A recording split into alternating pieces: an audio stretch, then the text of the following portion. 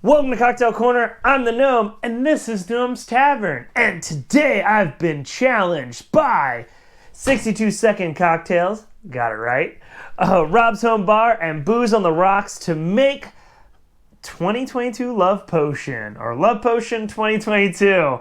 And the rules of it are is you have to have a chocolate garnish, and it has to be red, and we have to use the hashtag. So if you use that hashtag at the bottom, you can go check out the other people that add in, and also tell me, what love potion got you to find your true love? Well, this is going to be my first entry. I have another entry that will appear on Valentine's Day, so make sure you hit that like, comment, and you subscribe. Hit the little bell so you don't miss that episode. But today I'm going to do an absinthe old fashioned.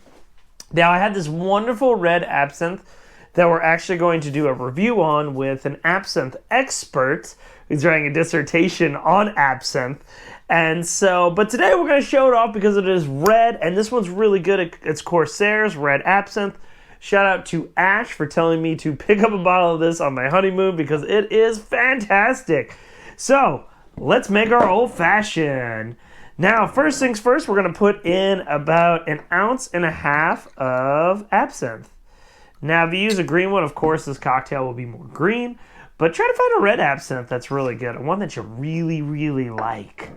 Now, what I made earlier today was I made a rosemary simple syrup. I did about 1 cup of sugar, 1 cup of water, and about 1 cup of rosemary. A little over 1 cup of rosemary because I really wanted that nice rosemary to come through. And I'm going to do 3/4 of an ounce of rosemary simple. Oh, it smells so lovely over here. So 3/4 of an ounce of rosemary simple. And now we're going to do 1/2 ounce of Saint Germain elderflower liqueur. Just going to really add on to those absinthe notes that are really, really nice, that we're really looking for. But we're just going to do a little 1/2 ounce. We only want a little bit. We don't want too much.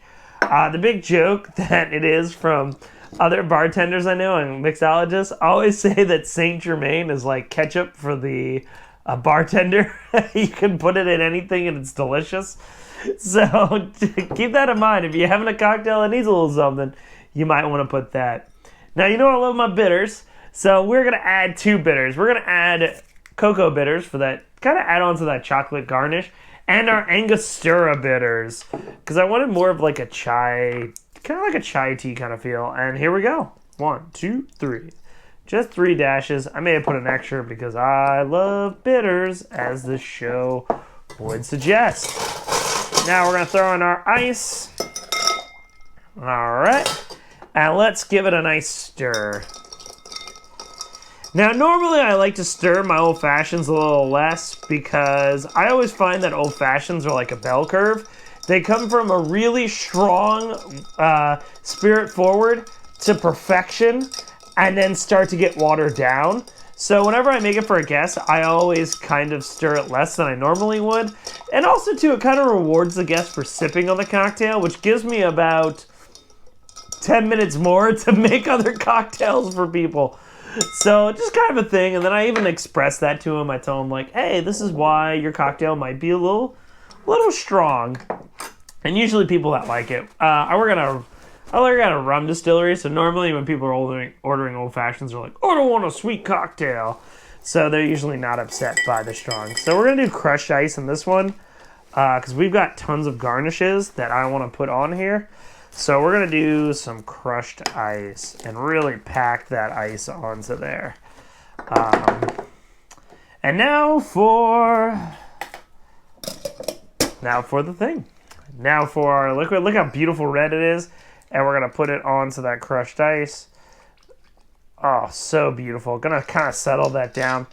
Now, I know the challenge said for a chocolate, but I'm also going to add some of these edible flowers I found at Whole Foods when I was getting lunch. And we're going to pack a little bit more ice, kind of really stuff that ice in there. I found these edible flowers, and I thought they really kind of tied in with the season. So we're going to put them in there. Going to kind of get those expression in there. Boom. Really make a nice, beautiful, flowery drink. Because, I mean, we're using elderflower. We're using the anise that really triggers flower for people. And with the rosemary, I kind of want to really, really jump onto that board. And now our chocolates, because it is the season for chocolate, we're going to stick a nice little chocolate in there. And let's put these flowers. One fell off. And that is the Absinthe Old Fashioned. Maybe we'll come up with another name. Come up with a name down in the comments that you really like it. I'm thinking Gun to the Roses, because you know those old mobster movies where they pull out like the gun and the bouquet. So maybe like that, since we did kind of do a riff on it, the Absinthe Old Fashions I found. But look how beautiful it is. Maybe something like, I don't know, these flowers kind of remind me of a little Hispanic influence. Let's taste it. Oh, that's fantastic. If you love that anise, that kind of licorice kind of taste, the elderflower really adds on to it. That adds a nice floral note to it. And then the rosemary not only adds a nice aroma when you put it up to your lips, but it also too adds just a little bit extra to the drink. I am really excited about this drink.